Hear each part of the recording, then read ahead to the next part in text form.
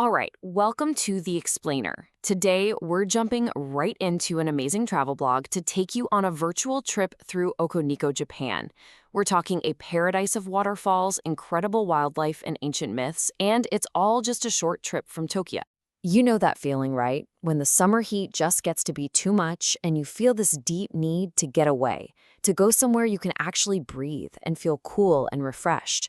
But where do you even go for that? Well, the answer we're looking at today is Okunikko. The blog we're following presents it as this perfect place, not just for cooler weather, but as a true sanctuary for your mind and soul. Okay, let's dive into this. So what exactly is Okunikko? I mean, it's way more than just a park. Think of it as this massive, sprawling natural sanctuary. It's close enough to the city for a quick getaway, but it feels like you've stepped into a completely different world, one that's all about the restorative power of nature. Now, the heart of this journey is what the blog calls the golden route. And the idea here is it's so simple, but it's brilliant. We're literally going to follow the natural flow of water starting at a lake high up in the mountains and tracing its path all the way down to another, seeing what's beautifully described as a gradation of nature unfold before our eyes. So, with our path laid out, the journey officially begins. We're starting in the deepest, most peaceful part of Okunikko and following the landscape as it reveals one spectacular sight after another. So here's the game plan, our map for the day. We're kicking things off in the super relaxing hot springs of Yamato Onsen, then taking a walk around Lake Unico. And get this, we're going to hit not one, not two, but three incredible waterfalls, Yutaki, Ryuzu, and the mighty Keigan. And right in the middle, we'll cross the mythical Senjogahara marshland. You know, every great adventure needs a peaceful start, and that's exactly what we get at Yamato Onsen.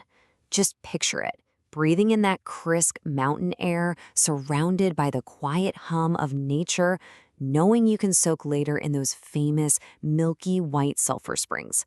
It's the perfect beginning. From the onsen, we step right out onto the trail around Lake Unico, and the first thing you notice, the sound.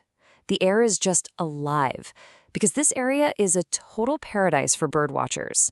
If you listen closely, you might hear the iconic song of the Japanese bush warbler. That's the sound that basically announces that spring has arrived. Or maybe you'll spot an adorable little coltit zipping through the trees. Okay, as we leave the peaceful lake behind, you start to hear something else. A low roar that gets louder and louder. We're getting close to our first waterfall, Yutaki Falls. And this thing is impressive, cascading down from a height of 70 meters. This is where you really feel the power of the water. You can stand right there at the observation deck, and a cool mist just settles on your face. This isn't just a trickle, okay? This is the entire volume of Lake Unico pouring itself over a massive rock wall. You can literally feel the energy in the air. And as the roar of the falls fades behind you, the landscape just completely transforms. You emerge from the forest into this huge open space that feels like another world. It's this quiet, sweeping plain that feels like it's holding onto the echoes of ancient myths. This place is Senjogahara, which literally translates to battlefield. And that's not just a name. Legend says this very marshland was the site of an epic battle between the gods of two neighboring mountains who were fighting over this territory. As you walk the wooden paths here, you can almost feel that ancient story. But today, it's more of a haven for nature. You gotta keep your eyes peeled here. You might see a majestic osprey diving for fish, or spot a pair of great spotted woodpeckers darting between the trees. The whole place is just a really vibrant ecosystem. So from the quiet, wide-open marsh, we start to hear that sound again, that rushing water, which tells us we're approaching the journey's dramatic and powerful climax.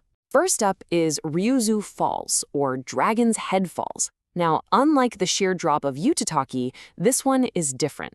It's a graceful 210-meter-long cascade that just tumbles over these stone steps. Its shape is said to look like a dragon climbing towards the heavens. It's this perfect blend of power and elegance. As we get close to our final stop, The blog we're following prepares us with this perfect description. We aren't just looking at falling water anymore. At this point, we're about to witness a masterpiece. And here it is, the grand finale, Kagon Falls. And listen, this isn't just another stop on the tour. This is a national icon, celebrated as one of the 3 most famous waterfalls in all of Japan. And its scale is just staggering. A sheer, uninterrupted drop of 97 meters. The water of Lake Chuzenji, the endpoint of our route, plunges down this cliff face in a single, breathtaking curtain. It's a truly awe-inspiring end to our Golden Route journey. So are you feeling inspired to see this for yourself? Yeah, I thought so.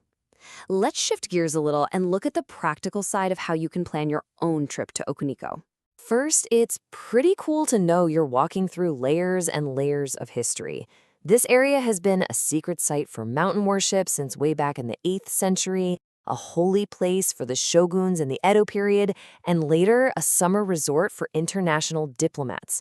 That deep history is just part of what makes it so special. Getting there is actually pretty straightforward. The source blog highlights that public transport is definitely the most convenient option, just a train to Nikko Station and then a bus. If you do decide to drive, just be warned that the famous Iroha Slope Road can get incredibly congested, especially during peak seasons like autumn. And here is a fantastic insider tip from the blog, the Yuma-To Onsen Free Pass. It gives you 2 days of unlimited rides on the bus route that covers this entire Golden Route. It's a super simple way to save money and make the whole trip seamless. So, what's the big takeaway from all this? Okunikko is so much more than just a collection of sites. It's a holistic journey. You're following the flow of water, walking through ancient myths, and immersing yourself in a landscape that really does have the power to heal and refresh you.